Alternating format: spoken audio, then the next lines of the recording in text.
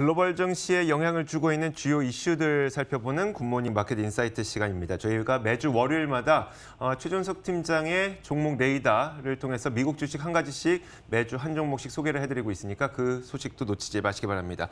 자, 오늘도 로제타 투자자문 최진석 포트폴리오 팀장 함께하겠습니다. 어서 오세요. 안녕하십니까. 네, 안녕하세요. 드디어 이제 외투를 입으셨네요.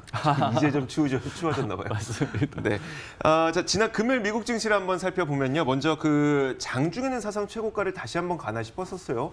근데 이제 막판에 좀 상승 추세가 꺾였는데 금요일에 어떤 일들이 있었던 건가요? 이제 개장 전에 G2 국가 중에 하나인 중국에서의 경제 지표가 좋았기 때문에 네. 초반과 그리고 중반까지도 좀 다시 한번 최고치 경신에 대한 기대감이 좀 커졌던 건데 중국에서 이제 11월 공업이익 이 지표가 나왔죠.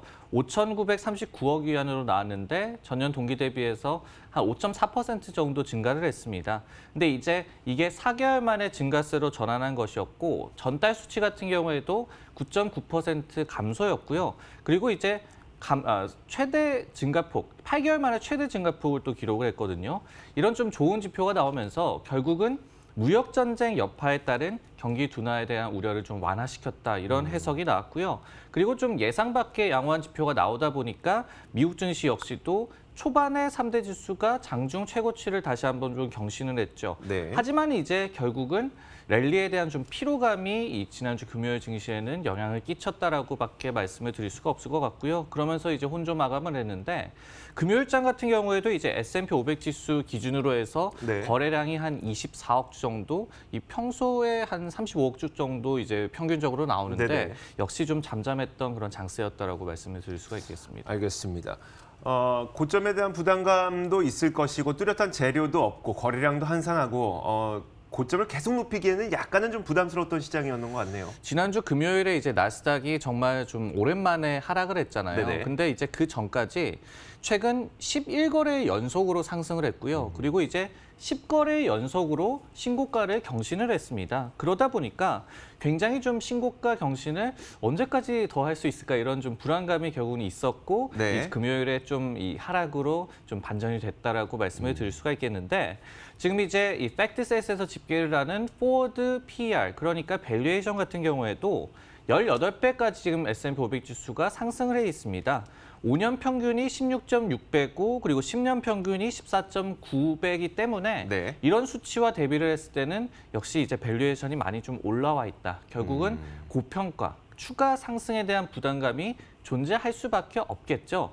그럼 이제 관심은 이제 좀 미끌어 내려질 것이냐 이 부분으로 좀 그렇죠. 쏠려질 것 같은데 근데 과거 데이터로 보면은 꼭 그런 거는 같지는 않습니다. 지금 그래프에 나오는 게 뭐냐면은 1978년 이후에 나스닥에서 10거래일 연속 이상의 어떤 신고가 행진이 나왔을 때 그 이후에 1개월, 그리고 3개월, 6개월, 그리고 1년간의 수익률을 평균을 낸 것입니다. 네. 6차례 이런 이 사례가 있었다고 하거든요. 근데 평균적으로 봤을 때 그 신고가 행진이 마감이 된 이후에도 1개월간의 평균 수익률이 2.8%였고요. 그리고 이제 3개월과 6개월간의 수익률은 조금 마이너스가 났죠. 하지만은 이제 지난 그 이후에 1년을 놓고 본다면은 1년이라는 좀 장기간을 놓고 본다면은 평균 수익률이 15%로 나왔고요. 그리고 이제 가장 최근 사례가 1997년도였습니다. 근데 이때도 이 신고가 행진 마감 이후에 1년간의 수익률이 무려 26.6%예요. 네. 결국 장기적인 신고가 행진이 끝나면은 역시 좀 잠시 횡보는 했다. 하지만은 장기적으로 봤을 때는 긍정적인 추세는 이어져 왔다. 이렇게 좀 과거 데이터로 봤을 때 정리할 수가 있겠습니다.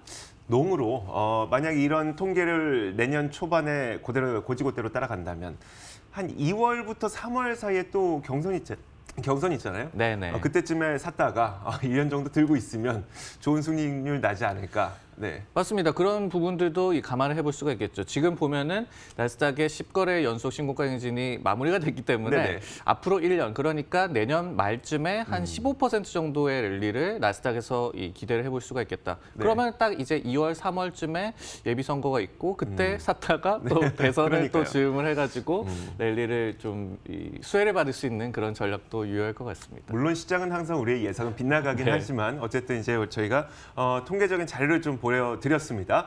자, 이렇게 저희 지난 금요일 시장 평가를 좀 내려봤고요. 매주 월요일마다 한 종목씩 저희가 최진석의 종목 레이더를 통해서 소개해드리고 있습니다. 오늘은 어떤 종목이 준비되어 있을지 지금 바로 공개하도록 하겠습니다. 자, 최진석의 종목 레이더 오늘의 종목은 바로 남다른 스타일로 앞서 나간 코스트코입니다. 자, 코스트코는 알아요. 그러니까 저도 가보고 좋긴 좋은데 이게 좀 그 제목이 굉장히 특이하네요. 남다른 스타일로 앞서 나간 코스트코 어떤 의미일까요? 결국은 이제 코스트코가 좀 다른 소매업체와 다른 이 비즈니스 모델을 갖고 있었고, 그리고 그것이 이제 결국은 근간이 돼서 실적도 계속해서 좋았고 주가도 잘 갔다. 그리고 앞으로도 좋을 것이다. 이런 좀 말씀을 드리고 싶은데, 네네. 우선 이제 기업 소개를 좀 드린다면은 코스트코는 이제 매출 기준으로 미국 내 2위 할인 유통 업체입니다. 그리고 이제 창고형 매장 그리고 회원제 판매로 유명한 이제 소매업체가 되겠죠. 그리고 이제 19년도 회계연도, 그러니까 18년도 9월에서 19년도 8월 기준으로 해가지고 매장 수가 이제 782개고요, 글로벌적으로. 그리고 미국에 543개가 있습니다. 매출 같은 경우에 연 한 1,500억 달러가 나왔었고요. 그리고 네. 현재 시총은 한 150조 원 정도 되는 초대형 소비재주인데, 제가 이제 이 여느 때와 마찬가지로 세 가지 모멘텀을 좀 살펴봤을 때, 첫 번째가 이제 남다른 사업 방식, 그리고 두 번째가 이런 남다른 사업 방식을 기반으로 한 흔들림 없는 어떤 매출 성장 구조, 그리고 세 번째로 특별 배당 기대감, 이 부분을 좀 말씀을 드리려고 합니다. 특별 배당은 이제 세 번째로 이야기를 해주실 거죠? 네. 알겠습니다. 자, 먼저 그 첫 번째 그 차별화된 모델부터 한번 살펴보도록 하겠습니다. 남다른 사업 방식이라고 꼽아주셨는데 어떤 의미입니까? 비즈니스 모델이 좀 차별화돼 있다. 네. 가장 큰 특징은 바로 이제 회원제 기반이라는 거죠. 코스트코가 뭐 잘 네. 아시겠지만 FY 19년도 기준으로 해가지고 유료 회원 수가 5,390만 명이나 됩니다. 근데 이제 이거를 재가입률, 그러니까 갱신율이 90% 이상을 이룰 정도로 충성도가 굉장히 좀 높죠. 그런데 이제 코스트코를 봤을 때 그러면 회비로 돈을 많이 버느냐? 그거는 아닙니다. 네. 회비가 매출에서 차지하는 비율은 한 2% 정도밖에 안 되거든요. 근데 이제 회원제 기반이라는 이 비즈니스 모델이 모든 것에 이제 근간이 되기 때문에 이 부분을 좀 중요하게 말씀을 드리는 겁니다. 코스트코의 가장 큰 전략은 싸게 많이 판다라는 얘기가 되겠죠. 네. 최저가 전략이고, 그리고 이제 인터넷보다도 더 싸게 판다라는 게 코스트코의 어떤 그 전략인데, 근데 그 이유, 비결이 마진율을 이제 15% 미만으로 이 기업이 유지를 합니다. 그러면서 실제로 총이익률이 한 뭐 11% 정도밖에 나지 않거든요. 근데 이제 월마트 등 이 다른 소매업체 같은 경우에는 마진율이 한 20% 이상이 됩니다.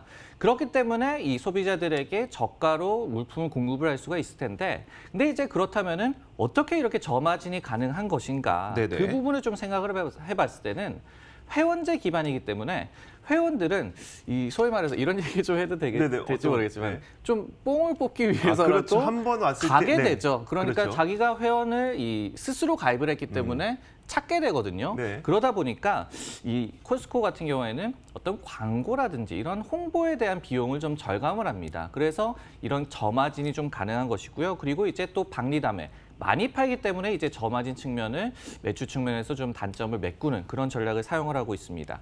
두 번째는 코스트코가 또 파는 품목수를 굉장히 좀 제한적으로 가져갑니다. 한 4,000개 내외로 제한을 하거든요. 네. 근데 이제 월마트 같은 경우에는 한 10만 개 정도 됩니다. 즉 쓸데없는 제품, 팔리지 않을 것 같은 제품은 애초에 좀 진열을 하지 않는다는 얘기가 되겠고, 그렇기 때문에 꼭 필요한 제품을 싸게 팔다 보니까 1년에 재고를 한 13차례 정도 소진을 한다고 하거든요. 네. 월마트는 한 9차례 정도밖에 되지 않는다고 하고, 어. 이런 식으로 싸게 많이 팔고, 그리고 이제 빨리빨리 돌리고, 쓸데없는 네네. 물품은 팔지 않고, 그리고 광고비 절감을 통해서 비용은 줄이고, 이러다 보니까 회원제 그런 튼튼한 기반을 이 근간으로 해가지고 좀 이 사업 구조를 가져갈 수 있다, 이렇게 볼 수가 있겠습니다. 사실 영업이익률 뭐 11%다 뭐 나쁜 건 아닌데, 그렇다고 이게 계속 성장을 이뤄 나갈 수 있을 만큼 좋은 영업 마진율이야라고 따졌을 때도 또 그게 아니었었지만 네. 이 코스트코는 특별하게 이 영업 구조가 나빠서 영업 마진율이 이 정도가 아니라 본인들이 일부러 이렇게 맞춘다는 거잖아요. 맞습니다. 그렇게 해서 가격 낮추고. 그렇습니다. 네. 그리고 이런 근간을 통해서 두 번째로 말씀드릴 부분이 이제 실적이 꾸준히 성장해 왔다라는 얘기가 될 텐데 네네. 아마존이 이제 결국은 유통업계의 패러다임을 좀 바꿨죠. 네. 그렇기 때문에 이제 몸부림을 또 치고 또 이 소매업체들이 많은 좀 피해도 받았고 이런데 아마존의 위협 속에서도 코스트코는 2008년 이후에 한 번도 연 매출이 감소세를 보인 적이 없습니다. 그만큼 꾸준히 매출이 성장을 해왔고 그 근간에는 아까 말씀드렸던 독특한 사업 모델이 있다라고 말씀을 드릴 수가 있을 텐데 코스트코는 이제 월별로 동일 매장 매출 증가율을 발표를 하죠. 근데 지금 보시듯이 수치가 올해 들어서도 지금 이제 숫자를 표시한 부분은 이제 이 전체 이 동일 매장 매출이 되겠습니다. 네네. 근데 올해도 한 5% 내외로 굉장히 높게 계속해서 유지가 되고 있죠. 이런 꾸준한 실적이 나온다는 얘기가 되겠고 그리고 여기에 더해서 올해 8월에 중국 상하이에서 중국 1호점을 냈죠. 근데 이제 인산인해를 이루면서 굉장히 좀 대박이 났다. 무슨 그랬었죠. 얘기냐면은 이제 앞으로 해외 시장에서의 또 실적 고성장을 이끌 추가적인 모멘텀이 충분하다라고 또 정리를 할 수가 있겠습니다. 지금 나오고 있는 사진이 그 1호점, 네, 중국 맞습니다. 1호점이 딱 열자마자, 문 열자마자 정말 그 사람이 넘쳐나서 중간에 문 닫았잖아요, 이러다가. 맞습니다. 뭐 안전 문제를 우려를 해가지고 문을 또 닫았고 뭐 경찰도 나오고 이런 얘기가 나왔었는데 물론 이게 반짝 효과였다 이렇게 뭐 또 그런 얘기도 회의론도 있죠. 네. 있습니다. 근데 사실은 이렇게 뭐 오픈을 했을 때 사람들이 많이 오는 게 나쁜 건 아니잖아요. 그러니까요. 그리고 이제 결국은 네. 이런 기업들 같은 경우에는 매장 수를 늘리고 또 이 소비자 저변을 확대하고 이런 게 결코 나쁜 일이 아니기 때문에 앞으로 이제 해외 시장에서 또 한번 매출 증가세를 이끌 만한 모멘텀이라고 볼 수가 있겠습니다. 중국 1호점의 그 저 현상을 좀 삐딱하게 보시는 분들은 귀주 모태주를 좀 싸게 팔아서 그랬다. 네, 이 맞습니다. 그 얘기도 얘기가 있긴 있었어요. 합니다만 어쨌든 이제 저희는 뭐 지켜봐야 되겠습니다만 그래도 중국에 진출했다는 것도 큰 의미가 있을 것 같고 그렇다면 자 이런 그 사업 모델들이 지난 분기 그리고 최근의 실적도 굉장히 좋게 만들어내고 있네요. 사실은 근데 이 부분을 좀 말씀을 드려야 될 것 같아요. 네. 최근 발표된 코스트코의 실적이 좀 부진했어요. 근데 이 부분도 좀 설명이 필요할 것 같은데 네. 이번에 이제 2020 회계연도가 시작이 됐죠. 그러면서 19년도 9월에서 11월까지의 2020 회계연도 1분기 실적을 발표를 했습니다. 근데 매출이 컨센서스를 하회를 했고 그러면서 주가도 좀 하락으로 이 반응을 했습니다. 근데 지금 그래프에 보시듯이 그 이유가 있었는데요. 이 11월 달에 동일 매장 매출과 함께 발표를 하는 코스트코의 전자상거래 매출이 전년 동기 대비해서 3.7% 줄어들면서 전월 대비해서 상당히 성장세가 줄어드는 것은 물론이고 마이너스 성장세를 기록을 했고 그리고 이제 코스트코 같은 경우에는 전체 매출에서 전자상거래 매출이 차지하는 비중이 약 한 5% 정도 됩니다. 네. 그래서 이제 11월 달에 이 전자상거래 매출이 줄어든 부분을 대입을 하면은 딱 이번에 매출이 컨센서스 하회한 그 분이 나오거든요. 그렇기 때문에 단순히 이것 때문이었다라고 말씀을 드릴 수가 있겠는데 근데 이유가 있었습니다. 첫 번째로 지난해와 비교를 해서 추수감사절이 미국에서 한 주 늦게 시작했죠. 그러다 보니까 연말 쇼핑 시즌의 수혜를 한 주 늦게 볼 수밖에 없었고 그게 반영이 좀 안 됐었고요. 네. 그리고 이제 코스트코의 미국이라든지 캐나다에서의 전자상거래 웹사이트에서 추수감사절과 블랙 프라이데이 당일에 접속 불량 문제가 발생을 했습니다. 그러면서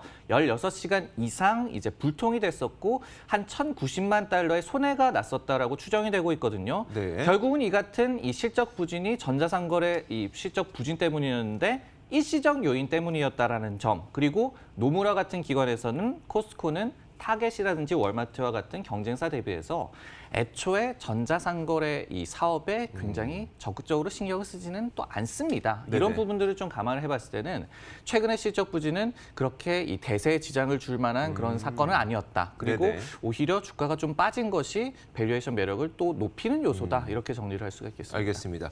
자 이렇게 저희가 두 가지 특징을 살펴봤습니다. 첫 번째가 남다른 사업 방식 그리고 두 번째가 흔들림 없는 매출 구조가 어떻게 일어나고 있는 것인지 봤는데 제가 기다리고 있는 건 세 번째 좀 이슈였어요. 특별 배당.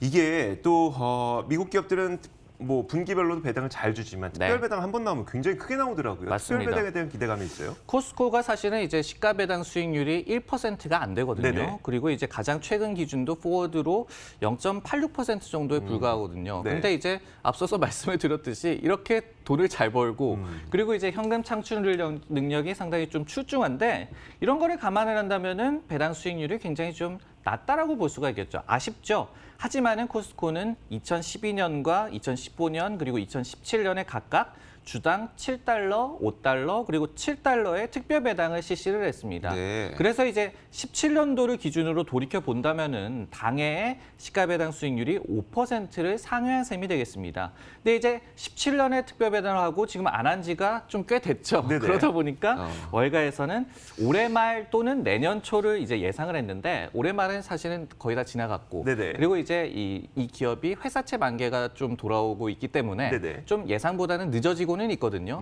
근데 이제 내년쯤에는 분명히 될 것이다라는 얘기가 많이 나오고 있고 그리고 배당이 되는 것뿐만 아니라 또 네네. 배당이 이제 예정이 돼 있고 아니면은 좀 기대감이 상승을 하면은 그것 때문이라도 주식을 또 많이 그러니까요. 사거든요. 그러니까요. 이런 부분들을 또 봤을 때는 코스코가 또 단기적으로 호재를 좀 맞을 준비가 돼 있다 이렇게 볼 수가 있겠습니다. 네, 알겠습니다. 자, 마지막으로 그러면 이제 그 코스트코를 바라보는 밸류에이션, 그러니까 월가에서 바라보는 밸류에이션 어느 정도 평가되고 있을까요? 지금 이제 이 회계연도 기준으로 2020년도에는 퍼가 약 한 34배, 그리고 이제 FY 2020년도 같은 경우에는 31.5배 정도로 측정이 되고 있는데 사실은 다소 좀 높죠. 뭐 그러니까요. 월마트나 이런 소매업체들에 비해서 좀 높고 하지만은 꾸준한 어떤 실적 성장세를 감안한다면은 뭐 비싸게만은 볼 수 없는 그런 주식이라고 볼 수가 있겠고 그리고 마켓워치에서도 평균 투자 의견의 비중 확대 그리고 목표 주가도 309.36달러로 지금 이 대비해서 한 5% 정도 추가 업사이드를 보고 있습니다. 최근에 이제 투자 정보지 인베스터 플레이스에서도 차별화된 사업 모델 그리고 견고한 매장 방문 수요 여기에 해외 매장 확대 등의 모멘텀에 2019년도에 이 기업이 주가가 많이 올랐거든요. 네네. 근데 2020년에도 섹터 내에서 아웃퍼폼을 또 예상을 했습니다. 저희가 이 친근한 기업인 만큼 네. 저희 주머니에서 돈이 나가는 기업에 투자하는 게 사실은 가장 좋거든요. 그러니까요. 굉장히 또 친근하기도 하고 그렇기 때문에 코스코를 이제 좀 주식으로 한번 관심을 가져보는 건 어떨까 생각이 드네요. 저는 그냥 개인적으로 자영업자분들이 이 주식을 갖고 있으면 참 좋겠다는 생각이 드는 게 실제 쇼핑을 가보면 자영업자분들께서 식용유를 정말 한 트럭을 사가시고 네. 세제를 한 트럭을 사가시고 그런 분들이라면 굳이 내가 돈을 내고 있는 이 기업에 그냥 돈만 내지 말고 이 주식을 통해서 또 배당도 받고 주가 수익에 대한 기대감도 좀 가져가고 하는 게 어떨까라는 생각도 네, 맞습니다. 듭니다. 자, 오늘 최진석의 종목 레이더 코스트코를 살펴봤습니다. 지금까지 로제타 투자자문 최진석 포트폴리오 팀장과 함께 이야기 나눠봤습니다. 고맙습니다. 네, 고맙습니다.